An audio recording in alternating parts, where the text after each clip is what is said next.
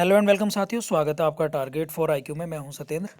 देखिएगा, कल से जब से बीसीआई का एक नोटिफिकेशन आया है कि 3 साल कम से कम मिनिमम एक्सपीरियंस होना चाहिए प्रैक्टिस का, तभी जाके आप लोग जूनियर जो हमारी जुडिशियल सर्विस होती है उसमें जो है एलिजिबल होंगे।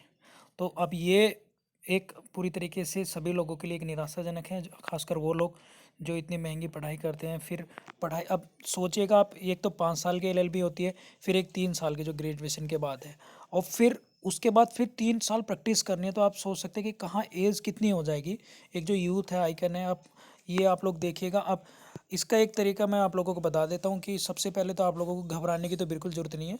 आज से लगभग 12 साल पहले भी ये नोटिफिकेशन जारी हुआ था और पूरी तरीके से ये सुप्रीम कोर्ट ने मना कर दिया था।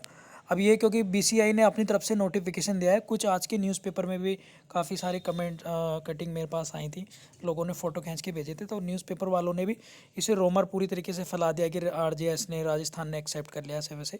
अब ये क्योंकि एग्ज़ाम जो निकालता है वो कमीशन निकालता है, तो कमीशन ही जो है नोटिफिकेशन निकालता है गवर्नमेंट के एडवाइजरी पर, ठीक है। अब इसमें ऐसा कोई बदलाव होने वाला है नहीं, मैं आप लोगों को पहली बात तो ये क्लियर बता दूं।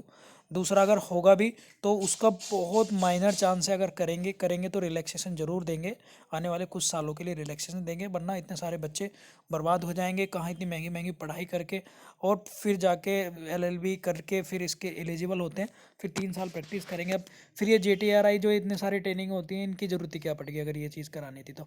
अब इसका एक, मेरा तो अपनी निजी राय यही है कि भाई एडवोकेट का ये बीसीआई होता है पूरे का पूरा, और अब 21 साल का या 22 साल का कोई लड़का या लड़की जज बनना है और वो 40 साल के एडवोकेट को फेस कर रहा है, तो थोड़ा सा ईगो तो हट होगी। आप समझ रहे हो मैं क्या कहना चाह रहा हूँ। तो हो सकता है ये वाला मसला भी हो, लेकिन बात ये है कि देखते हैं क्या होता है कि भाई अब सीखने से तो सभी लोग बनते हैं। अब एकदम से कोई बंदा नया बनेगा, एडवोकेट भी बनता है तो गलतियाँ तो उनसे भी होती हैं, कोई जज बनेगा तो गलती उससे भी होगी। तो अब धीरे धीरे जब आदमी एक्सपीरियंस होता रहता है तो सीखते रहते हैं। बाकी जब रिजल्ट होता है तो हर स्टेट का अपना कमीशन के बाद, एग्ज़ाम होने के प्रोसेस के बाद ट्रेनिंग होती है, तो वहाँ पर बहुत सारी चीज़ें लोग सीख जाते हैं, ठीक है। और बाकी में जुडिशरी की तैयारी करके अब दोनों काम एक साथ कैसे हो जाएंगे, पहले कोई एलएलबी करे या फिर एलएलबी करने के बाद फिर प्रैक्टिस करे, फिर उसकी प्रिपरेशन भी करे, प्रैक्टिस के साथ प्रिपरेशन, सारी चीज़ें एक साथ ही कैसे पॉसिबल हैं।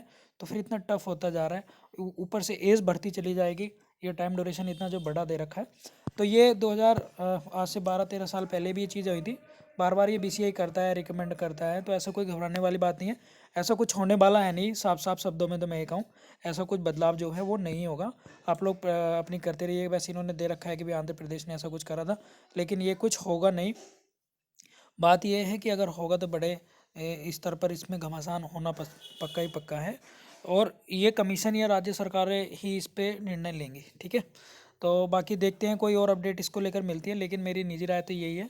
और जो हमने मैम से या हम लोगों ने सीनियर्स काफ़ी सारे टीचर्स से भी बात करी, तो ऐसा कुछ यहाँ पर निर्णय निकल के आ रहा है, क्योंकि ये बात चलती आई है काफ़ी पहलों से, ये मुद्दा उठता आया है, ठीक है। तो कोई नया या त्वरित मुद्दा नहीं है, तो आप लोग इसको लेकर परेशान ना होए, मोटिवेट रहें, पढ़ते रहें। एग्ज़ाम आने वाले हैं बहुत सारे, बहुत जल्दी नोटिफिकेशन आने वाले हैं आप लोगों के, अपनी प्रिपरेशन करते रहें, ऐसा कुछ होने वाला है नहीं। Thank you.